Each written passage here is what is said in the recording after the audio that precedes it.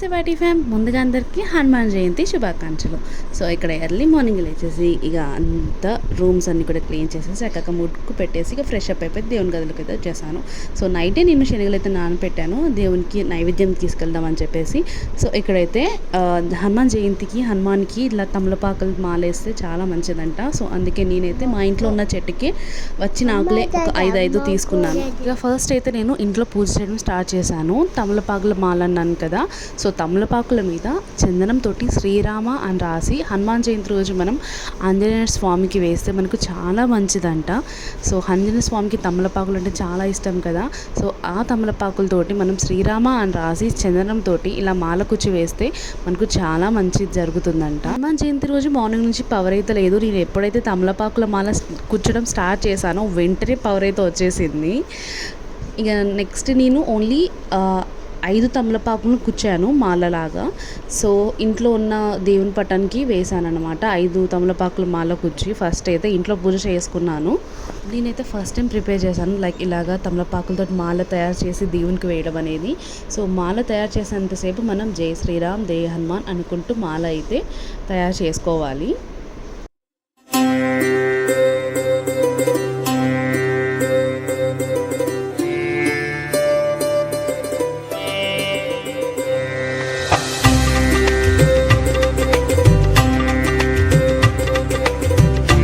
మాల అయితే రెడీ అయిపోయింది. And next ఇక ఆంజనేయ స్వామికి కూడా వేసేసాను.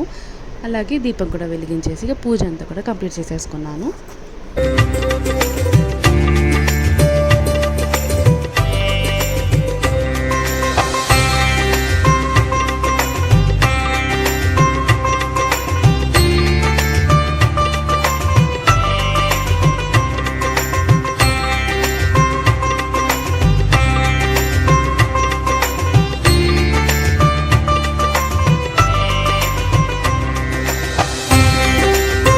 పూజ అయితే కంప్లీట్ అయిపోయింది. సో నైటే శనగలు నానపెట్టాను కదా. సో వాటిని పోపు వేసేసి ఇక దేవుని దగ్గర కూడా కొన్ని పెట్టేశాను. అండ్ అలాగే టెంపుల్ కూడా తీసుకెళ్ళాను.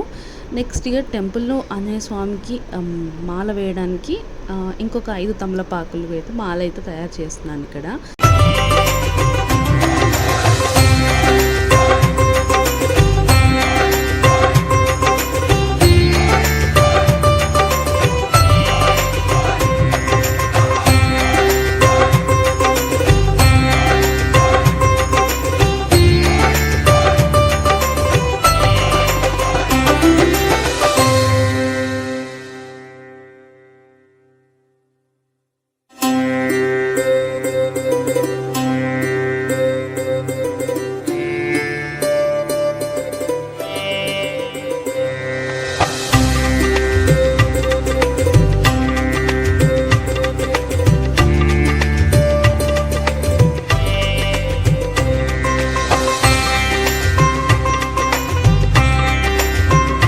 మాల అయితే రెడీ అయిపోయింది. ఇక మేమైతే టెంపుల్కి బయలుదేరిపోయాము. శ్రీ భక్తాంజనేయ స్వామి దేవాలయంకి అయితే వచ్చేసాము. సో ఆ రోజు హనుమాన్ జయంతి కాబట్టి క్రౌడ్ ఎక్కువగానే ఉంది టెంపుల్లో. ఇక ఫస్ట్ అయితే ప్రదక్షిణలు చేసుకొని దేవుని దర్శించుకొని బయటకు వచ్చేసాము. సో పక్కనే ఇక్కడ ఆంజనేయ స్వామి విగ్రహం పెట్టి పూజలు కూడా చేస్తున్నారు. సో ఇక్కడ అయ్యగారు అందరికీ హనుమాన్ రక్ష అని చెప్పి కడుతున్నారు. సో స్వామి కూడా కట్టుకున్నారు. అలాగే చద్మగడ్ కూడా కట్టిద్దామని చెప్పేసి ఇక్కడైతే తీసుకొచ్చాము. సో ఇక్కడైతే రక్షణ అయితే మా చంద్మగాడు కడుతున్నారనమాట అయ్యగారు అయితే. సో ఆంజనేయ స్వామి బొట్టు పెట్టి పిల్లలకి ఇలా రక్షత కడుతున్నారు. అండ్ అలాగే ఆంజనేయ స్వామి గద ఉంటుంది కదా దాంతో కూడా ఆశీర్వదించారనమాట. ఇక నెక్స్ట్ అయితే స్వయంగా నేను కూర్చున్న తమలపాకుల మాల నా చేతుల మీదుగా ఆంజనేయ స్వామి విగ్రహానికి అయితే వేశాను. నాకు ఎంత అదృష్టం అనిపించిందంటే ఈరోజు చాలా హ్యాపీగా అనిపించింది. అలాగే అండ్ ఎప్పుడూ ఇలా అయితే నాకు జరగలేదు. ఫస్ట్ టైం మాలకు వచ్చి నా చేతితో స్వయంగా విగ్రహానికి వేసినందుకు చాలా హ్యాపీగా ఉంది. నెక్స్ట్గా కొబ్బరికాయ కొట్టేసి ఇంటికి తోచేసాము.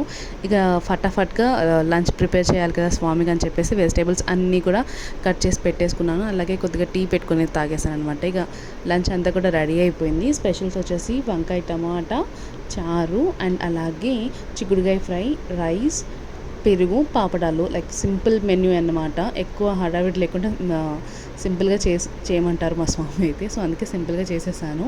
అండ్ అలాగే ఇక్కడ అయితే లాస్ట్లోకి పాపడాలు వేయించుతున్నాను అన్నమాట. ఇంకా ఈవినింగ్ స్వామికి కొన్ని ఫ్రూట్స్ కట్ చేసి ఇచ్చేసాను. లైక్ అల్పాహారం చేస్తారు కదా ఈవినింగ్ అయితే కొన్ని ఫ్రూట్స్ కట్ చేసి ఇచ్చాను. ఇంకా నెక్స్ట్ ఇక్కడైతే నేను డిన్నర్ అయితే కంప్లీట్ చేస్తున్నాను.